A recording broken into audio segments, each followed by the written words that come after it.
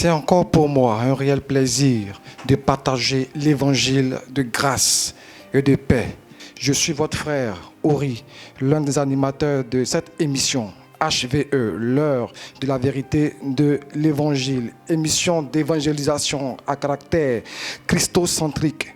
Et c'est tous les samedis à partir de 20h GMT. Désormais, afin de nous rapprocher de tous, nous avons opté pour une communication médiatique de proximité par l'entremise des réseaux sociaux.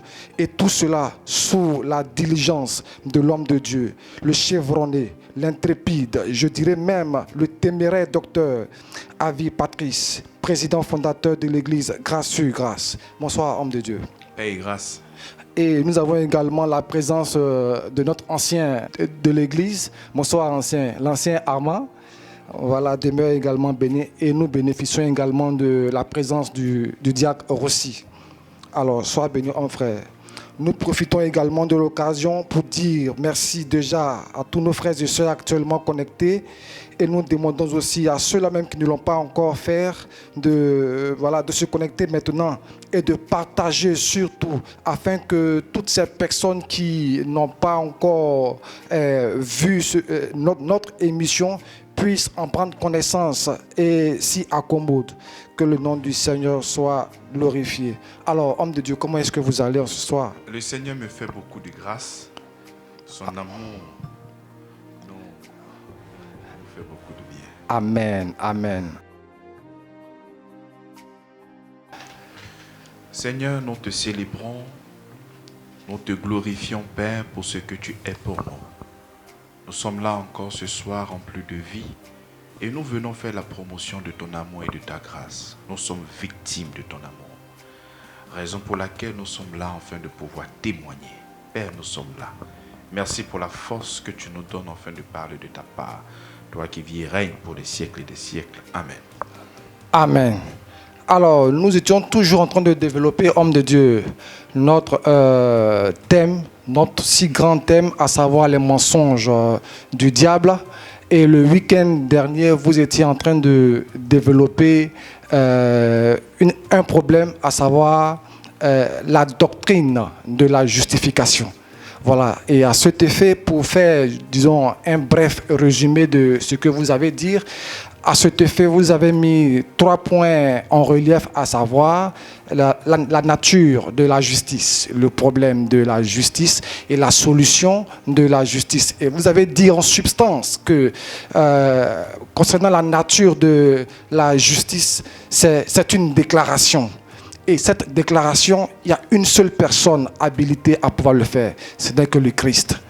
Et en second point, qui est le problème de la justice, vous avez dit comme ça, et que très souvent, les chrétiens font l'amalgame, à savoir très souvent, ils partent se réfugier dans la loi, pensant que la loi pouvait les justifier.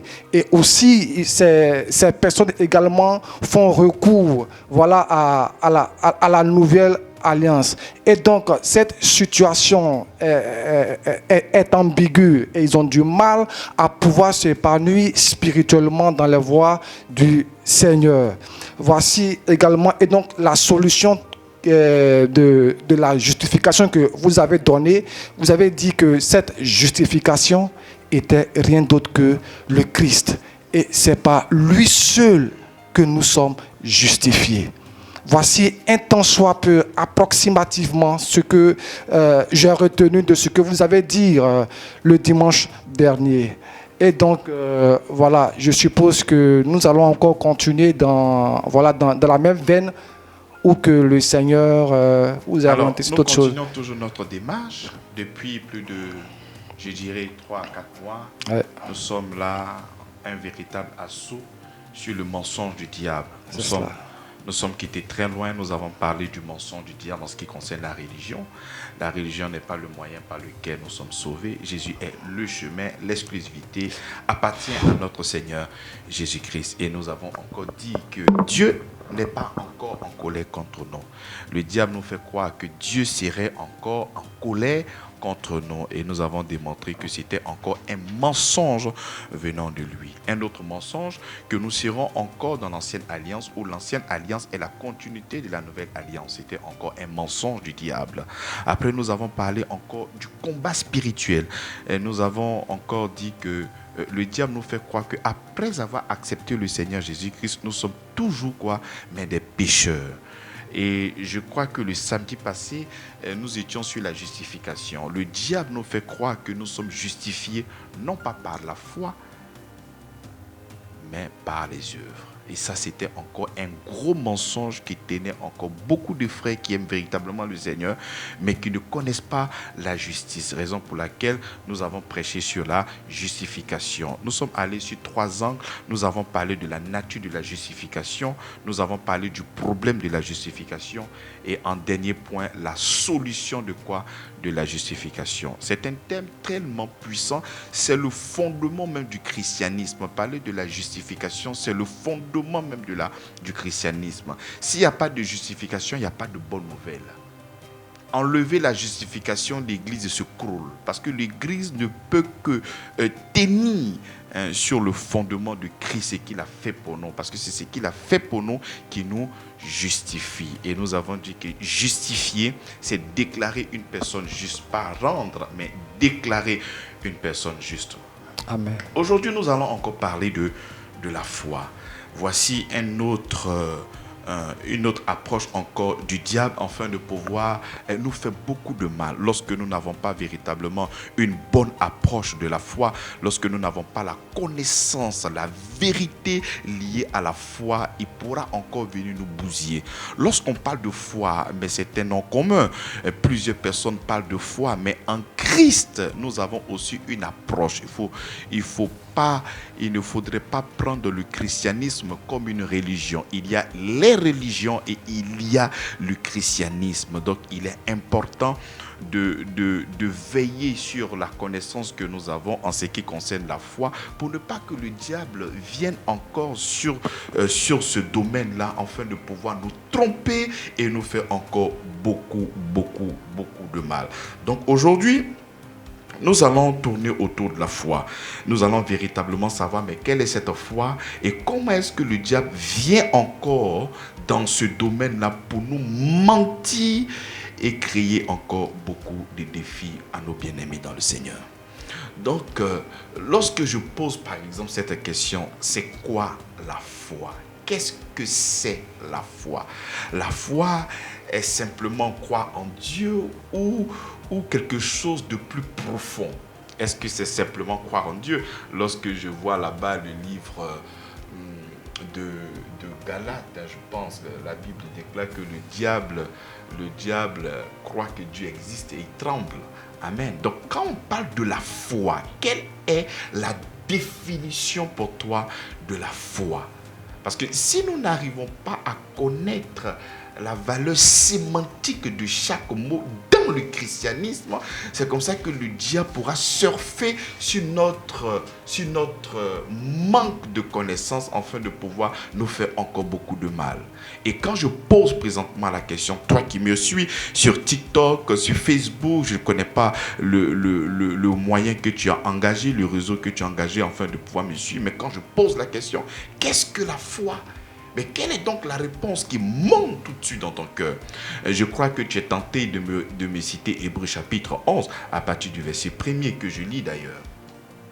Or, la foi est une ferme assurance des choses qu'on espère et une démonstration de celles qu'on ne voit pas. Alléluia. Donc voilà, prime abord, lorsque nous sommes en train de parler de la foi, voici Hébreu qui se prononce et dit que la foi en réalité est quoi? Est une ferme assurance, c'est-à-dire une conviction profonde, une conviction sincère Et de l'autre côté, nous avons quoi? Nous avons l'espérance. Je pourrais te dire que ce n'est pas la définition de la foi pour nous qui sommes les enfants de Dieu. Je pourrais dire que c'est une description de la foi ou encore une définition universelle de la foi. Parce que par cette approche, nous pouvons l'affilier à toutes sortes de religions. On peut l'attribuer aux bouddhistes parce que le bouddhiste aussi croit et il a la foi.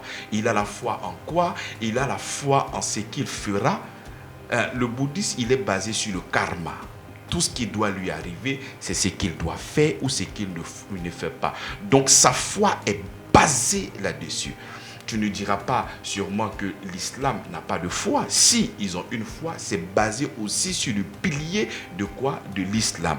Même le sorcier qui est chez lui au village et qui essaie de faire du mal à son frère de l'autre côté, toutes ces pratiques qu'il est en train de faire, mais il croit dans son cœur une croyance profonde et sincère que ce qu'il est en train de faire va atteindre quoi?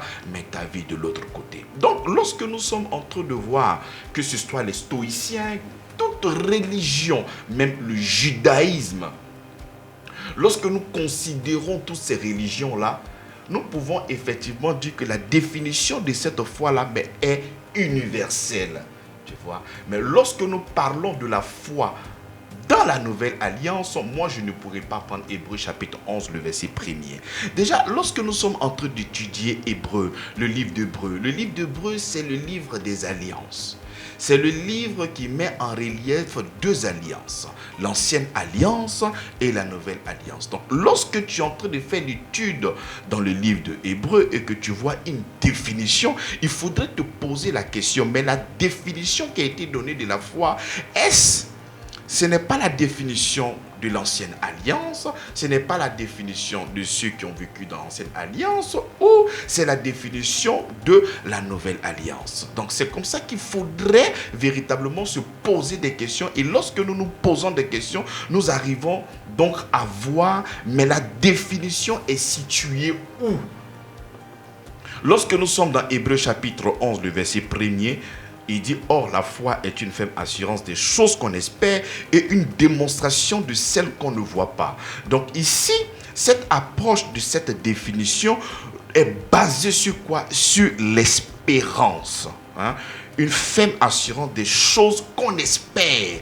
Alors que le christianisme, le grand christianisme n'est pas basé sur l'espérance, mais est basé sur des faits historiques. Parce que ce que Jésus-Christ a fait il a déjà fait. L'œuvre, elle est historique. Ce n'est pas des choses qui vont venir. Christ l'a déjà fait. Mais lorsque nous restons même dans Hébreux chapitre 11 et nous prenons le verset 39, le verset 39, il nous dit, tout cela à la foi desquels il a été rendu témoignage, n'ont pas obtenu ce qui leur était dû. Donc, c'est dans le même chapitre, dans Hébreux chapitre 11, le verset 1er, qu'ils ont donné la définition là-bas de la foi. Et cette définition était, or, la foi est une ferme assurance des choses qu'on espère et une démonstration de celles qu'on ne voit pas. Et lorsque nous voyons à la fin de même Hébreux chapitre 11, le verset 39, il nous dit, tout cela, quand il dit tout cela, il parle de qui? Mais il est en train de parler des héros de la foi. Il est en train de parler de Abel. Il est en train de parler de Enoch. Il est en train de parler d'Abraham. Il était en train de parler de toutes ces personnes qu'on a citées dans le livre de Hébreux chapitre 11, héros de la foi. Donc, le chapitre clôt en disant tout cela, c'est-à-dire tout ce qu'on a cité en Hébreux chapitre 11, à la foi desquels a été rendu témoignage, n'ont pas obtenu ce qui leur était promis. Voilà pourquoi quand il est en train de donner la définition, il a basé sur l'espérance. Il dit une ferme assurance des choses qu'on espère. Effectivement, toutes ces personnes qu'on a citées là, ils ont espéré. Abraham a espéré, Enoch a espéré, Rahab a espéré. Mais toutes ces personnes-là ont espéré. Tu vois? Donc, nous ne pouvons pas utiliser Hébreux chapitre 11, le verset 1er, comme la définition de la foi pour nous. Parce que toutes ces personnes ont espéré espéré Christ, mais ils n'ont pas pu obtenir, tu vois. Cette foi n'a pas été complète. Il fallait que Christ vienne, parce que c'est lui qui est la foi. Et Christ est venu comme l'accomplissement. Parce que toutes ces personnes ont espéré la grâce. Ils ont espéré le salut. Alors que ce salut et cette grâce est une personne. Et cette personne, c'est le Christ. Donc, ils ont espéré le voir. Ils ont espéré le toucher. Ils ont espéré vivre dans cette dispensation, mais ils n'ont pas pu toucher. Ils n'ont pas pu vivre. Ils ont espéré. Donc, leur foi était basée sur quoi? Mais sur l'espérance. Mais quant à nous, nous commençons notre vie chrétienne non pas en espérant que Jésus vienne. Nous commençons notre vie chrétienne avec Jésus-Christ qui est déjà venu, qui est mort à la croix, qui a été enseveli et qui est ressuscité pour notre justification. Donc, lorsque nous sommes en train de parler de la foi, pour nous les chrétiens qui sommes dans la nouvelle alliance, il se trouve dans Hébreux chapitre 12, le verset 1er. Il dit, nous donc aussi, puisque nous sommes environnés d'une si grande nuée de témoins, rejetons tout fardeau. Non, c'est au verset 2. Ayant le regard fixé sur Jésus, le chef et le consommateur de notre foi. Donc nous, notre foi dans la nouvelle alliance, c'est avoir le regard fixé sur Jésus. Pourquoi avoir le regard fixé sur Jésus? Parce que Jésus est le symbole de notre délivrance. Jésus-Christ est notre délivrance. Jésus-Christ est notre salut. Jésus-Christ est notre grâce. Jésus-Christ est tout pour nous. La Bible déclare que nous avons reçu de sa plénitude grâce sur grâce. Donc Jésus est l'accomplissement de toutes ces grâces-là qui ont été prêchées, annoncées par des prophètes. Jésus-Christ est l'accomplissement, c'est lui qui achève la foi qui se trouve en Hébreux chapitre 11, le verset 1er. Donc nous ne pouvons pas baser notre foi sur l'espérance. On ne peut pas espérer. Vous voyez, bien aimé dans la foi. Non, nous commençons la vie chrétienne avec le tout accompli. Jésus-Christ est ma délivrance. Pas qu'il sera, mais il est ma délivrance. C'est là que le diable maintenant rentre en jeu. Au lieu que nous puissions avoir le regard fixé maintenant sur Jésus-Christ, parce que la foi pour nous, c'est avoir le regard fixé. N'oublions pas ce que Jésus même a dit lorsqu'il était en train de parler à Nicodème. Et il dit, faille que le Fils de l'homme soit élevé, afin que quiconque, de la même manière que le serpent d'airain était suspendu, élevé, et que quiconque regarde le serpent d'airain reçoit la guérison. De la même manière, il faudrait que le Fils de l'homme soit élevé, afin que quiconque croit en lui ne périsse point, mais qui ait la vie éternelle. Donc notre définition de la foi, c'est d'avoir le regard fixé sur le Seigneur Jésus-Christ. Parce qu'en lui, nous avons l'accomplissement de notre salut. Parce qu'en lui, nous avons l'accomplissement de nos grâces. Parce qu'en lui, nous avons l'accomplissement de notre délivrance. En lui, nous avons l'accomplissement de notre sainteté. En lui, nous avons l'accomplissement de notre rédemption. En lui, nous avons l'accomplissement de notre justification. En lui, nous avons l'accomplissement de notre chasteté. Jésus-Christ répond à tout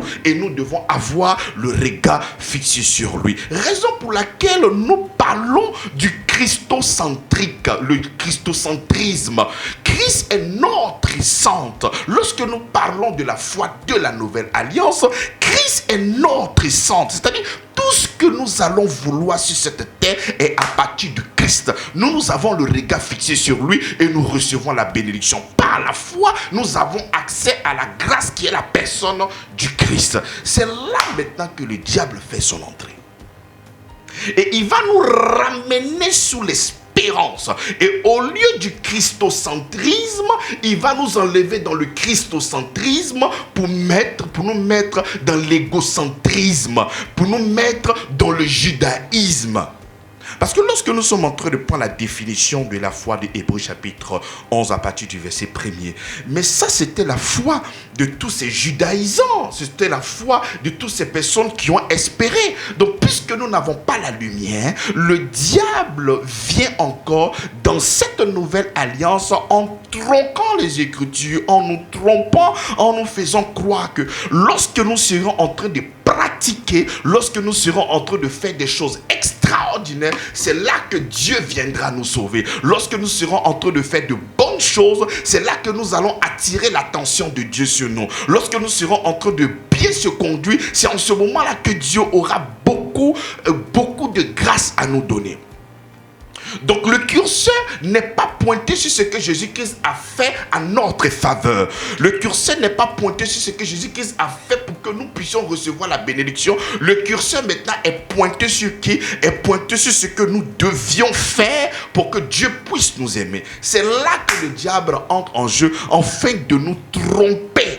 Et il nous enlève là dans le christocentrisme, dans le message de Christ, avoir le regard fixé sur lui afin de pouvoir tout recevoir. Et là, il nous balance maintenant là dans le judaïsme en nous disant que nous devons respecter les rites, les cérémonies, accomplir la loi à la perfection pour que Dieu puisse nous bénir, pour que Dieu puisse nous délivrer, pour que Dieu puisse faire des choses extraordinaires pour nous. Au point où il y a même des gens qui ont accepté le Seigneur Jésus-Christ et ces personnes-là commencent à prier, détruire les autels, casser les malédictions afin que ces personnes-là soient délivrées. Déclarons donc que notre adhésion en Christ n'avait donc pas cette possibilité et cette capacité de pouvoir nous délivrer. Donc la délivrance ne viendrait plus de notre fusion entre Dieu et nous. Notre délivrance viendrait de par notre capacité à frapper le diable, à le taillader, à le couper, à faire beaucoup de choses, alors que avoir le regard fixé sur notre Seigneur Jésus-Christ, nous recevons la délivrance, nous recevons toutes choses au nom de Jésus-Christ. Donc le diable maintenant, qu'est-ce qu'il va faire? Il va nous envoyer dans un système méritoire. Tu veux que Dieu puisse manifester l'amour pour toi, tu veux que Dieu puisse te donner des grâces, tu veux que Dieu puisse te donner du travail, tu veux que Dieu puisse te donner des enfants, tu veux que Dieu puisse te donner un mari, tu veux que Dieu puisse te donner une femme, tu veux que Dieu puisse te donner une promotion. Mais c'est simple, il faudrait que tu puisses faire beaucoup de choses. Et si tu fais ce genre de choses-là, tu vas voir que Dieu va manifester son amour. C'est tellement subtil lorsqu'on parle comme ça. Tu ne peux pas dire à quelqu'un, il faudrait faire ça pour que Dieu puisse faire ça. Et tu vas penser que c'est un problème. Et tu vas dire que bon, c'est quelque chose de logique. Mais le problème, c'est que dans la nouvelle alliance, la bonne nouvelle, c'est que Jésus-Christ a déjà fait. Et il t'invite à cette table par la foi pour que déjà tu puisses commencer à manger tous ces mets qui se dressent sur cette table. Le Seigneur t'appelle à sa table. Pourquoi? Parce que par l'heure de la croix, il a déjà préparé, il a déjà fait le riz, il a déjà fait la sauce, il a déjà dressé la table, il a mis les couverts, il a mis les verres, il a mis de l'eau, il a mis les boissons, il a tout mis. Et toi, tu ne pourras que manger au repas que le Seigneur lui-même a cuisiné et il a dressé la table pour toi. La grâce s'est accomplie en Christ. Son œuvre est totale, son œuvre est parfaite, son œuvre est achevée. Voilà pourquoi il nous invite à sa table pour que nous puissions manger. La grâce, c'est comme Méphibosheth qui était retranché, qui était à l'eau des bars. Il n'avait pas le droit en cité pour dire monter sur la table du roi. Mais la grâce, à cause de l'alliance de Jonathan et de David, la grâce a pu sélectionner Méphibosheth à venir non pas dans la cité mais à monter sur la table du roi. C'est ça l'image de la grâce, c'est ça la foi. La foi, c'est de croire que l'alliance faite en Jésus-Christ nous donne accès au Père et recevoir toutes sortes de bénédictions. Mais en ce moment, le diable fait son entrée. Et quand il fait son entrée, il va te basculer, il va t'envoyer, non pas dans la foi en ce que Christ a déjà fait pour toi, mais il va te demander en ce moment, pour que Dieu puisse t'aimer, il y a des choses à faire. Pour que Dieu puisse t'aider, il y a des choses à faire. Tu veux que Dieu puisse te bénir, il faut payer ta dîme. Tu veux que tu veux avoir ça, il faut faire ci. Il faut faire ça. Il faut faire ci. Donc ça devient maintenant un Dieu transactionnel, un Dieu du business. Tant que tu ne fais pas, il ne fait pas. Non. Mais en quoi est-ce? C'est-à-dire ici nous devons appliquer sur cette table à la réciprocité. Mais pourquoi parlons donc de la bonne nouvelle? Mais quelle est donc cette bonne nouvelle si le Seigneur doit exiger le faire? au lieu de croire. Alors que lorsque nous regardons Jean chapitre 3, le verset 16, le verset est clair. Il dit, car Dieu a tant aimé le monde qu'il a donné son Fils unique, en fait que quiconque croit, pas quiconque fait, mais quiconque croit. Mais nous devons croire en quoi? Mais en l'amour de Dieu. Le diable vient dans cette génération et à cette heure il te dit, voici des choses que tu dois faire pour que Dieu puisse t'aimer. Alors que Jean chapitre 3, le verset 16 dit, car Dieu a tant aimé le monde. Ce verset nous fait comprendre que Dieu nous a déjà aimés. Ce verset nous fait comprendre que Dieu est fou amoureux de nous. Et il dit tant aimer, l'intensité de son amour. Ce verset nous fait comprendre que Dieu nous aime. Il n'y a vraiment aucun doute à cela. Mais le diable va aveugler ton esprit par rapport à ce message. Pour ne pas que tu puisses voir que Dieu t'aime tant. Et il va te demander en ce moment de faire des choses pour que Dieu puisse t'aimer. Mais ce qui a poussé Dieu à donner le Christ, mais c'est parce qu'il t'a tant aimé. Ce n'est ni tes pleurs, ni tes souffrances, ni quoi que ce soit qui a fait que le Christ est venu mourir pour toi à la croix de Golgotha. S'il y a un moteur, la motivation de l'œuvre de la croix, la Bible dit car Dieu a tant aimé. Donc quand le diable te demande de faire des choses pour que Dieu puisse t'aimer, il est déjà en train de te mettre dans l'erreur. Là, il s'attaque directement à l'amour de Dieu à ton endroit. Il te fait comprendre que Dieu ne t'aime pas. Mais pour que Dieu puisse t'aimer, et voici des choses que tu dois faire. Et il va te présenter maintenant une liste de choses à faire ou à ne pas faire. Et si par hasard, tu n'arrives pas à accomplir la totalité de tout ce qu'il t'a demandé pour que Dieu puisse t'aimer, c'est comme ça que tu vas vivre avec ce sentiment que Dieu ne m'aime pas. Pourquoi Dieu ne m'aime pas? Parce que je n'ai pas pu accomplir tout ce qu'il m'a demandé de faire pour qu'il puisse m'aimer. Donc nous avons ici des gens qui croient au Seigneur Jésus-Christ, mais qui accusent Dieu dans leur cœur parce qu'ils estiment que Dieu ne les aime pas assez. Mais pourquoi Dieu ne les aime pas assez? Mais c'est parce qu'ils n'ont pas pu œuvrer totalement. C'est-à-dire même quand tu as le sentiment que tu as beaucoup fait, il y a quelque chose qui va toujours crier. Il y a toujours un manque quelque part. En fait, c'est pour voler ta paix et te mettre toujours dans une souffrance excessive en te faisant croire que tu n'es pas digne de recevoir telle bénédiction parce que tu n'as pas pu faire ça et ça. Donc, il te demande de pratiquer. En fait, le diable te demande de mériter ta bénédiction. Alors que le Seigneur nous appelle, non pas au mérite, mais il nous appelle à sa table de la grâce. Il dit, approche-toi du trône de la grâce. Mais le diable fait tout pour ne pas que tu t'approches du trône de la grâce. Et c'est comme ça que plusieurs personnes essaient de regarder Dieu avec notre cœur rempli de lois et de conditions. Au point où nous arrivons à calculer Dieu, au point où nous arrivons à regarder Dieu, mais on le regarde au travers de quoi? Au travers d'un cœur rempli de lois et de conditions. Mais Dieu n'est pas comme toi. Tes pensées ne sont pas les pensées du Seigneur. Et si toi, pour manifester de l'amour à ton enfant ou à ta famille, tu leur demandes plein de choses à faire ou à ne pas faire, non, ça c'est pas le cœur de Dieu. Dieu nous appelle sur quoi? Mais sous la grâce. Il dit approche-toi de quoi? Mais du trône de la grâce afin de recevoir. Donc voici encore un gros mensonge que le diable utilise afin de vouloir faire du mal, de pouvoir voler notre paix, de pouvoir voler notre joie, de nous envoyer dans le domaine des œuvres, de la performance, dans le but d'être aimé, dans le but de pouvoir recevoir quelque chose de la part de Dieu, alors que cette chose-là nous a déjà été donnée à Christ. Et donc pour recevoir cette chose-là, c'est la foi que nous devons, c'est la foi, c'est d'avoir le regard fixé sur lui, compter sur Jésus-Christ, avoir le regard sur lui, nous donne accès à toute cette bénédiction. Nous convoquons ici même Tite chapitre 3, le verset 4 à 5. Il dit, mais lorsque la bonté de Dieu, notre Sauveur, et son amour pour les hommes ont été manifestés, regarde un peu l'introduction, c'est extraordinaire. Il dit, mais lorsque la bonté de Dieu, notre Sauveur, et son amour pour l'homme a été manifesté, il nous a sauvés. Mais à quel moment il nous a sauvés? Mais il dit, lorsque la bonté de notre Sauveur et son amour pour les hommes ont été manifestes, il nous a sauvés. Donc il n'est pas venu te sauver parce que tu lui as demandé. Non. Lorsque nous avons parlé de la justification, nous avons vu au travers de la justification, la nature de la justification, le problème de la justification et la solution de la justification. Et nous avons vu que nous sommes déclarés justes, non pas par notre capacité à obéir à une liste de choses à faire ou à ne pas faire. Nous avons compris que nous sommes déclarés justes uniquement que par la foi en Christ. Je pousse.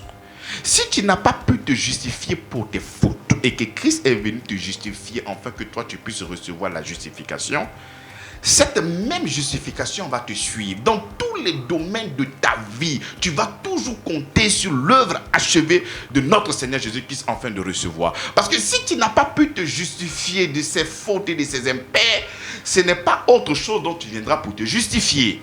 Donc celui qui a commencé une aussi belle chose, c'est lui qui la rendra parfaite. Donc ne pense pas que la vie chrétienne commence avec Jésus et le reste de la vie chrétienne, ça se termine avec tes propres œuvres. Non, sauvé par la foi et pour la foi. Nous commençons la vie chrétienne par la foi et nous continuons la vie chrétienne encore par la foi et pour la foi. Raison pour laquelle si hier tu n'as pas pu te justifier, si hier ce n'est pas par tes efforts que tu es devenu enfant de Dieu, ça ne sera pas aussi par des efforts que tu vas recevoir quelque chose de la part de Dieu. Il a dit, si lui-même il est venu nous donner son propre fils afin de nous justifier, mais qu'est-ce qu'il ne nous donnera pas? Parce que si il a voulu que toi tu sois son enfant par adoption en Jésus-Christ, c'est-à-dire c'est le cadeau le plus extraordinaire. Dieu fait de toi son enfant légitime. Donc s'il a pu faire de toi son enfant légitime uniquement que par la foi, basé sur ce que Jésus-Christ a fait et non pas basé sur tes propres efforts, sur tes mérites, mais qu'est-ce qu'il ne te donnera pas? Parce que la chose la plus importante, faire de toi un enfant de Dieu, il l'a fait et il t'a donné par la grâce. Ce n'est pas le mariage, ce n'est pas la guérison, ce n'est pas l'enfantement, ce n'est pas le travail, ce n'est pas toutes ces choses qui sont sur la terre qu'il te donnera pas. Lorsqu'il est dans les évangiles, mais il parle en disant, mais toutes ces choses-là, le manger, le boire, il dit ce sont les païens qui les cherchent, mais à moi, mes enfants, mais je leur donne. Donc il faudrait que nous puissions savoir que si lui, il est venu pour nous justifier, il a voulu que nous soyons ses enfants par adoption lorsque nous étions faibles et sans force. C'est pas maintenant que nous sommes réconciliés que pour avoir le mariage, le diable, le Seigneur va exiger que tu puisses faire une liste de choses à faire pour que Dieu puisse te donner le mariage. Non. S'il a commencé par la grâce, au moyen de la foi, nous allons terminer par la grâce au moyen de la foi. La grâce, elle est constante.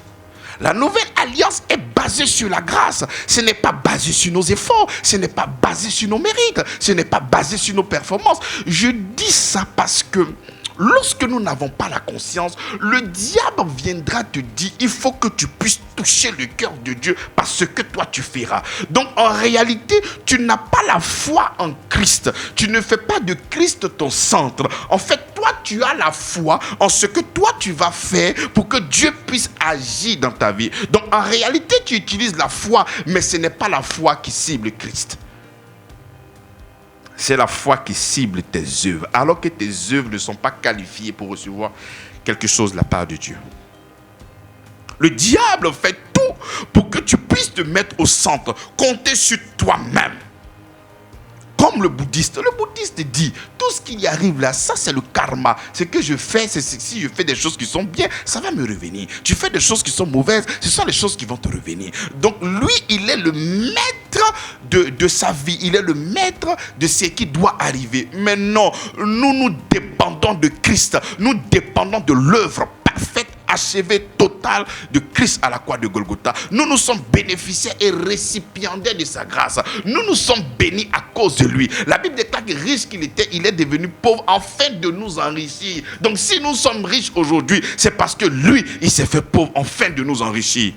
Donc on ne peut pas se mettre ici comme la racine, comme le fondement de cette bénédiction. C'est lui qui est la racine de notre bénédiction. Mais le diable vient dans cette alliance-là pour vous faire comprendre, voici des choses que vous deviez faire.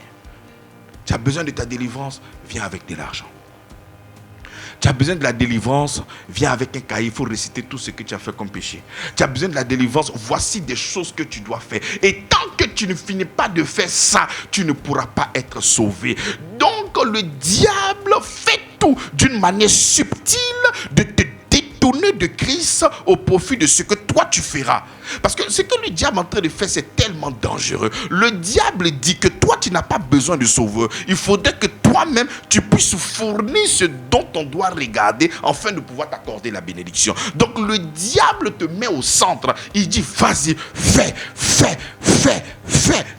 pour que Dieu puisse te bénir.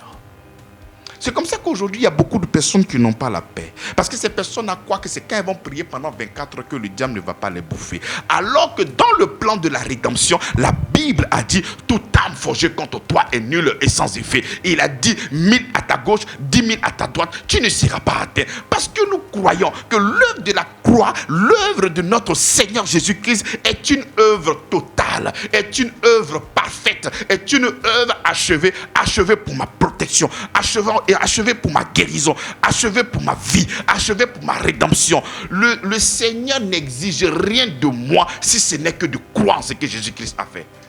Mais le diable vient nous mentir en disant que Dieu exige que tu puisses faire ci pour que tu puisses faire ça. Et au vu de ce que toi tu vas faire, Dieu maintenant viendra te bénir. Raison pour laquelle il y a des gens qui ont fait 40 jours de jeûne. Mais comment tu peux disqualifier les 40 jours de jeûne de notre Seigneur Jésus-Christ et placer toi tes 40 jours de jeûne? Déjà, même si on veut regarder les deux types de jeûne, il n'y a pas poteau. Parce que lui, il a fait 40 nuits et 40 jours. 40 nuits et 40 jours sans manger. Pour un homme, c'est impossible. Donc nous avons reçu un meilleur jeûne afin de pouvoir recevoir toutes sortes de délivrances. Donc s'il y a une délivrance qui est liée à un jeûne, Christ l'a déjà fait. Prends appui sur ce que Jésus-Christ a fait et réclame par la foi cette bénédiction et cette grâce. Mais le diable viendra te dire non, il faut faire toi-même. Là, quand tu vas faire, mais Dieu va faire, bien-aimé. Tout ça, c'est pour faire quoi? C'est pour te détourner de l'œuvre de la croix. Nous allons prendre Éphésiens chapitre 2, le verset 8. C'est un texte célèbre et je crois que tout le monde le connaît déjà. Mais il est bon de le lire. Il dit, car c'est par la grâce que vous êtes sauvés.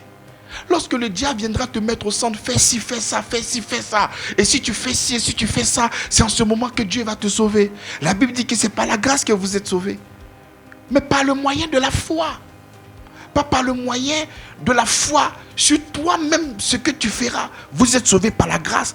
La foi regarde la grâce. La grâce, c'est Christ. La grâce, c'est ce que Jésus-Christ a fait pour toi. Et c'est historique. Mais le diable vient te dire, il faut faire ci. Et quand Dieu va voir ce que tu as fait, tu vas toucher le cœur de Dieu. Et c'est en ce moment que Dieu va agir. Non.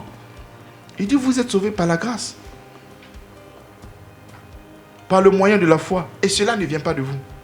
C'est le don de Dieu. Ce n'est point par les œuvres en fait que personne ne se glorifie. Tu vois, si le Seigneur doit te donner cette bénédiction à cause de ce que tu as fait, mais tu peux te glorifier. C'est vrai que par une fausse humilité, lorsqu'on te demandera, ah, le Seigneur m'a fait grâce. Mais lorsqu'on va te dire, mais comment est-ce que tu as fait? Tu as dit, j'ai jeûné, j'ai fait ci, j'ai fait comme ci, j'ai fait comme ça, j'ai fait comme ci.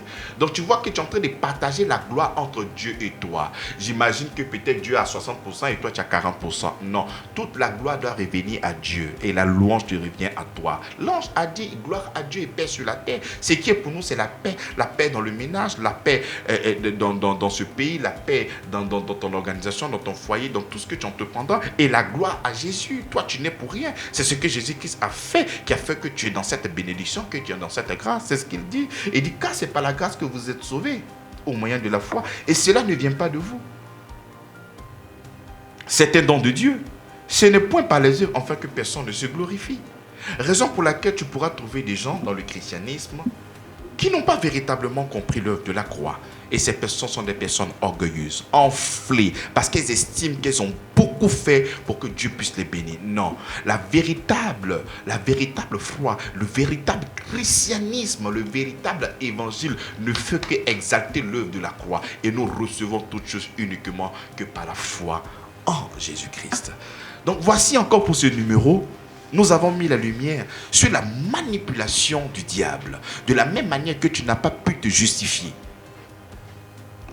à cause du péché, Christ est venu mourir pour toi. Tu as été incapable de régler le péché. De la même manière, tu seras encore incapable de faire quoi que ce soit. Et c'est Christ qui fera tout pour toi. Et tout ce qui sortira après de toi n'est pas la racine de ta bénédiction, mais le résultat de ce qu'il a fait en toi. C'est un moyen de pouvoir le célébrer, de pouvoir l'honorer, de pouvoir le glorifier de tout ce que Jésus-Christ a fait pour toi. Même si tu arrives aujourd'hui de manifester l'amour, ce n'est pas à cause de ce que tu es en train de faire, mais c'est parce que Dieu a mis l'usine d'amour en toi et ça ne fait que sortir parce que tu es devenu un enfant de Dieu. Amen. Tout ce que tu fais n'est que la preuve que Dieu vit en toi et non la source de ta bénédiction. La source de ta bénédiction, c'est ce que Jésus-Christ a fait pour toi. Lorsque le diable viendra te dire, fais des choses pour que Dieu puisse te bénir, dis que j'ai cette bénédiction-là en Christ. Amen.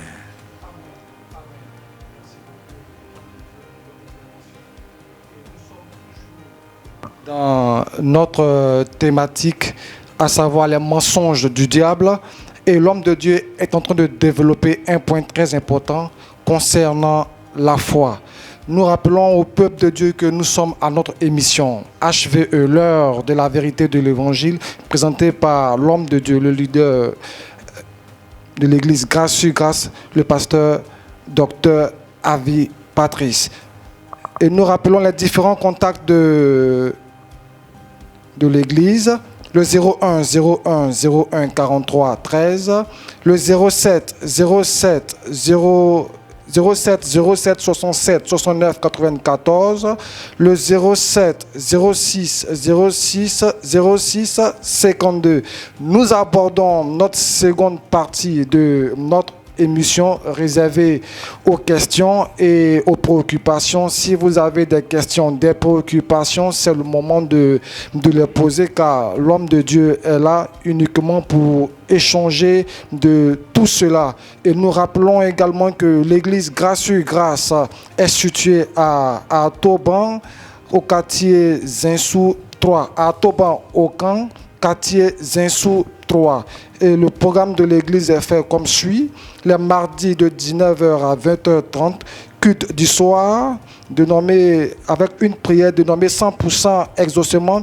Et les jeudis de 19h à 20h30, enseignement dénommé délivrance par la parole. Et les dimanches de 9h à 12h, culte de célébration. Alors, homme de Dieu, vraiment j'ai quand même des questions, vu que le thème que vous avez abordé est vraiment très important concernant la foi, parce qu'il y a beaucoup de choses que nous faisons, nous les chrétiens, et nous ne nous en rendons pas compte parce que on ne sait pas faire la part des choses. Voilà, vous avez dit en entame concernant Hébreux, le chapitre 11, le verset 1, que voilà, vous avez défini la foi de façon universelle, voilà, qui est l'espérance. Voilà, la foi, une ferme assurance des choses qu'on espère et une démonstration de celles qu'on ne voit pas. Alors, j'aimerais poser la question de savoir, donc, est-ce que le chrétien il ne doit pas avoir plutôt de l'espérance, ou il doit plutôt avoir le regard fixé sur le Christ? Je veux dire, est-ce le fait d'espérer, est-ce que c'est le propre du chrétien, espérer? Alors, le chrétien peut encore espérer, il espérera sûrement par rapport à son corps qui sera glorifié, parce que le corps n'est pas encore glorifié. Mais en ce qui concerne le salut, en ce qui concerne la rédemption, en ce qui concerne tout ce que Christ a fait pour moi, je ne suis plus dans l'espérance parce qu'il a déjà fait. Raison pour laquelle, lorsque nous sommes en train de prier, la Bible dit, lorsque vous priez, croyez que vous l'avez déjà reçu et vous verrez ces choses-là s'accomplir. Tu vois, nous ne sommes plus là pour espérer. Par exemple, moi, je n'espère pas la guérison. Je suis la guérison de Dieu manifestée en Christ. Et je le proclame et ces choses-là sont évidentes dans ma vie au nom de Jésus-Christ. Je ne crois pas en ce que je vois, mais je crois en la parole de Dieu qui dit que que je suis la guérison de Dieu manifestée en Christ. C'est ça ma foi. Donc je ne suis pas en train d'espérer, je donne du crédit à l'écriture. Quand l'écriture me dit toute âme forgée contre moi est nulle et sans effet, c'est une foi profonde et sincère que toute âme forgée contre moi est nulle et sans effet. Et ma foi repose sur l'œuvre totale, achevée et parfaite de l'œuvre de la croix. Donc quelle que soit l'entité qui va m'appeler cette nuit pour dire qu'on veut te tuer, ce soir, quand je vais me réveiller la nuit, j'ai dit Seigneur merci parce que je sais que ma vie est cachée en toi. Aucune âme ne pourra me vaincre au nom de Jésus-Christ et je continue mon sommeil tranquillement. Aucune menace, aucune influence. La seule chose qui va me subjuguer dans la prière, c'est l'amour et non la crainte. Rien que l'amour, parce que je suis conscient de l'œuvre de la croix, parce qu'il est ma délivrance. Il ne sera pas, mais il est ma délivrance. Donc je ne suis pas en train d'espérer qu'il me délivre. Parce que espérer qu'il me délivre veut dire que je ne suis pas encore délivré. J'attends qu'il me délivre. Alors que là, quand tu me vois là, je suis déjà en train de vivre la délivrance. Je suis déjà délivré au nom de Jésus-Christ. Amen. Merci beaucoup, homme de Dieu, pour toutes ces précisions. C'est vraiment important que vraiment nous sachions toutes ces choses. Et voilà, il y a également aussi une autre préoccupation concernant. Donc, désormais, nous devons comprendre que notre foi, c'est plutôt Hébreux, le chapitre 12, le verset 2. Ayant le regard fixé sur Jésus-Christ. De la même manière que le serpent des reins fut élevé, il faille de même que le Fils de l'homme soit élevé. Amen. Afin que quiconque croit, pas fait, mais croit. Je crois en Jésus-Christ. Ouais. Et la grâce se manifeste en ma vie. Alléluia. Alors, pasteur, j'aimerais également que vous reveniez sur ce fait. Ayant le regard fixé sur Jésus. J'aimerais que vous expliquiez. Ça veut dire quoi pour nous? Ça veut dire quoi? Oui, ayant le regard, je crois que le samedi passé, nous avons parlé de ça. Ayant le regard fixé sur Jésus, ce n'est pas un regard superficiel. C'est comme ça que lorsque nous sommes en train de parler de la définition de la foi, ce n'est pas une définition, ce n'est pas juste croire comme ça, non. C'est une conviction profonde et sincère. Donc lorsque je regarde l'œuvre de la croix, quand je regarde l'œuvre de la croix, je vois ma délivrance. Pourquoi? Parce que Christ qui s'est rendu à la croix, il s'est rendu à la croix, non pas parce que lui il a péché, mais il est parti avec l'intégralité de mes péchés. Donc il a donc payé le prix pour ma délivrance.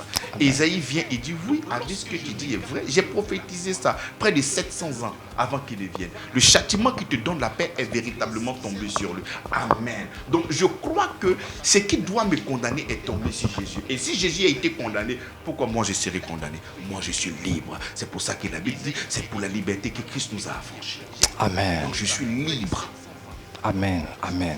Alors, ancien, je ne sais pas si vous avez des questions à poser à l'homme de Dieu ou vous aimeriez aborder dans le même sens que l'homme de Dieu. Vous n'avez pas de... Ok.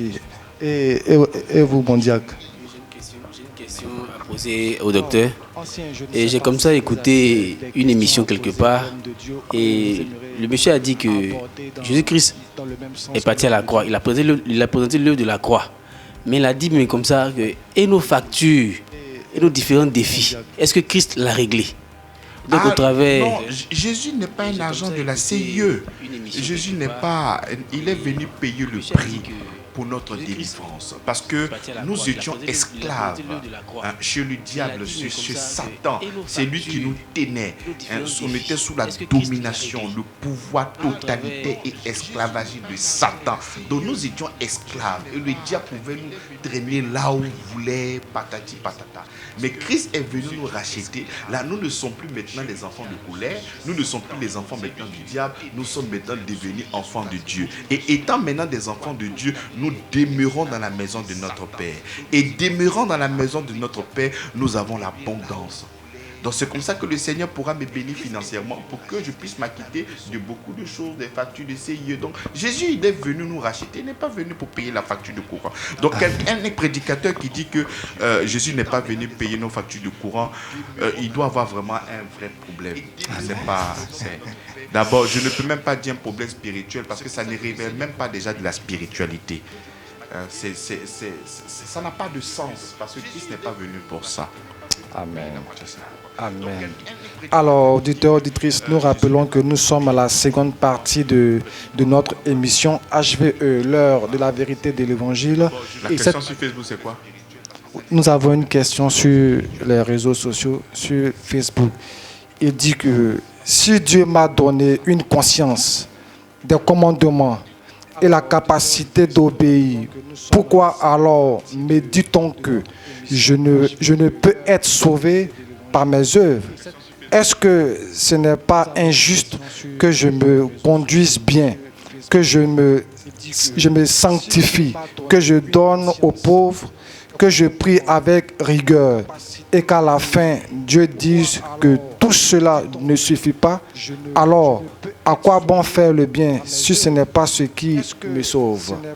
Ce qui nous sauve, c'est le Christ. Parce que si tu pouvais te sauver, Christ ne serait pas venu. Tu as été jugé incapable. La loi était là.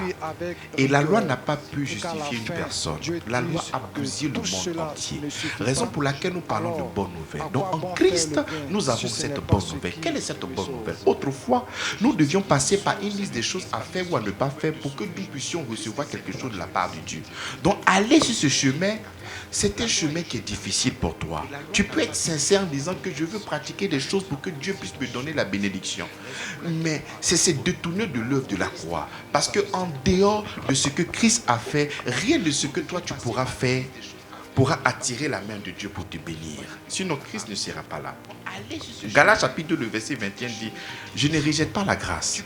Mais si la justice s'obtient par la loi, Christ est donc mort en vain. » Donc le moyen par lequel Dieu te bénit, c'est par Christ. Raison pour laquelle Dieu justifie les impurs par la foi, par sa foi. C'est lorsque tu as la foi sur le Seigneur Jésus-Christ que Dieu te justifie.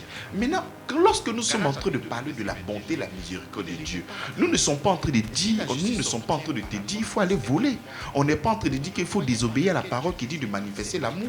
Mais je suis en train de te faire comprendre. C'est que même te donne la force de manifester l'amour. C'est l'œuvre de la croix pour toi. C'est le Saint-Esprit qui te donnera la force d'être meilleur. Et lorsque tu seras en train d'être meilleur, il ne faudrait pas dire que c'est à cause de tes forces, mais c'est à cause de ce que Jésus-Christ a fait, mais pour toi. Raison pour laquelle j'ai dit la racine de ta bénédiction, c'est ce que Jésus-Christ a fait. Et ce que nous sommes en train de faire maintenant, qui est l'évangélisation, qui est de manifester l'amour, qui est de manifester la paix, de manifester la générosité. C'est le fruit de ce que nous sommes devenus. Nous sommes devenus des enfants de Dieu. Nous sommes des ambassadeurs du Seigneur parce qu'il nous a sauvés. Nous sauvons. Regarde ce qu'il a dit à Paul. Il dit, je t'ai choisi au milieu du peuple, au milieu de tes païens, vers qui je t'envoie, afin que tu leur ouvres les yeux.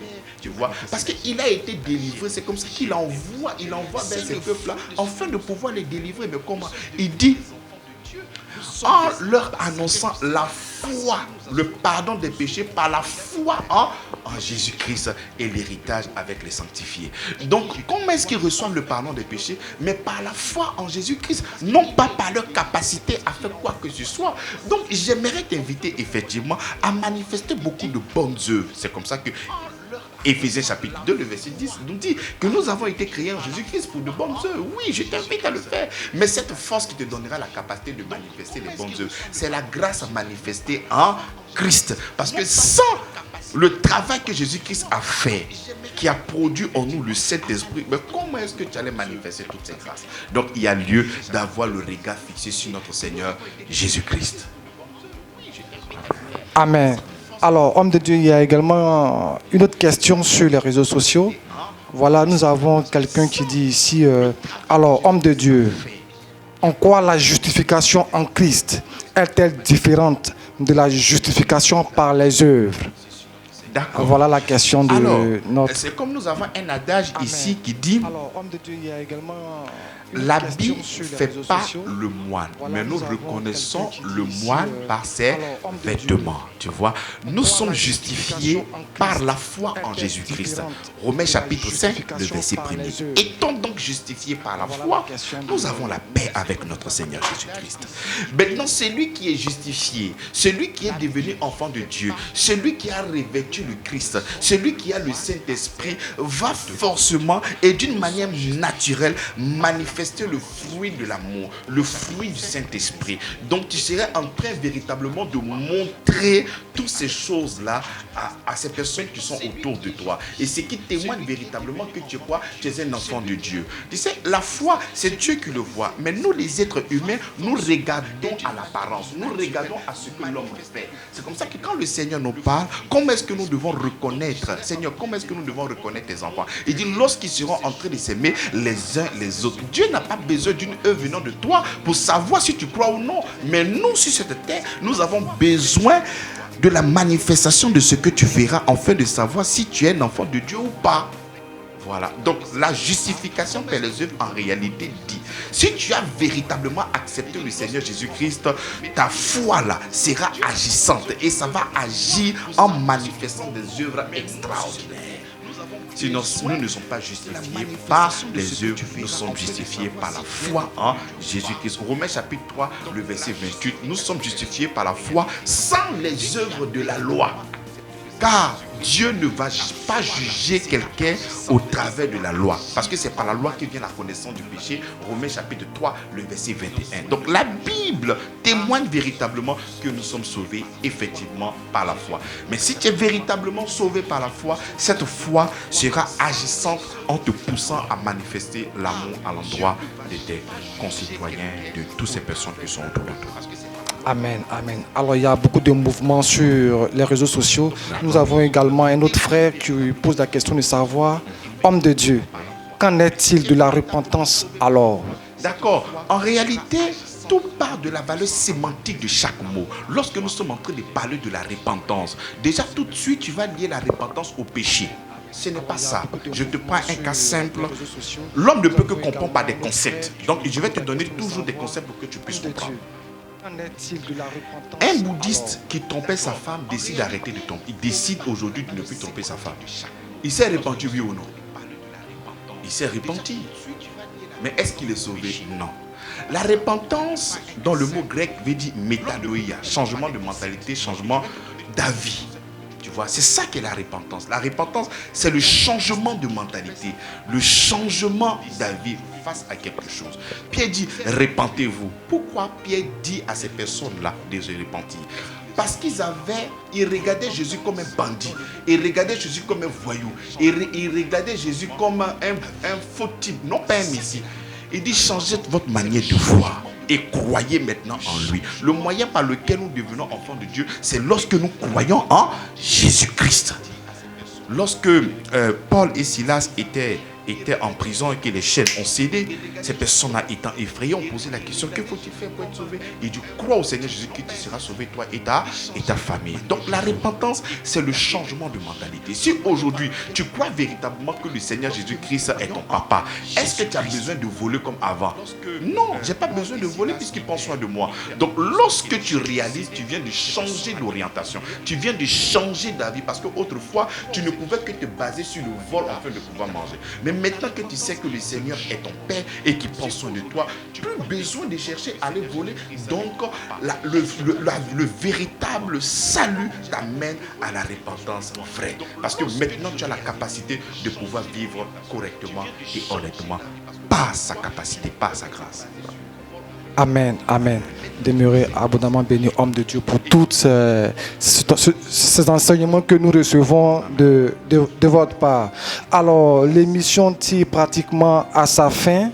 Et donc, homme de Dieu, j'aimerais que, un temps soit peu, vous résumiez vos propos par rapport, disons, ceux qui nous prennent maintenant en marche par rapport à notre mission. Alors, le diable vit encore dans cette nouvelle alliance où nous devons avoir le regard exclusivement fixé sur l'œuvre de la croix afin de pouvoir recevoir toute bénédiction. Le diable vient dans cette alliance-là et te mettre au centre. Si tu fais ça, Dieu va te bénir. Alors que Dieu nous bénit, non pas à cause de ce que nous faisons, Dieu nous bénit à partir de Christ. Mais quand l'apôtre Paul dit que nous répandons l'odeur de Christ, l'odeur de l'Holocauste qui monte là, mais Dieu nous voit en Christ. Dieu nous voit en Christ. Dieu nous voit en Christ. Ce qui fait que nous sommes reçus, c'est à cause de Christ, à cause de ce qu'il a fait pour nous. Raison pour laquelle la Bible dit que c'est notre substitut. Dieu, Christ est notre substitut.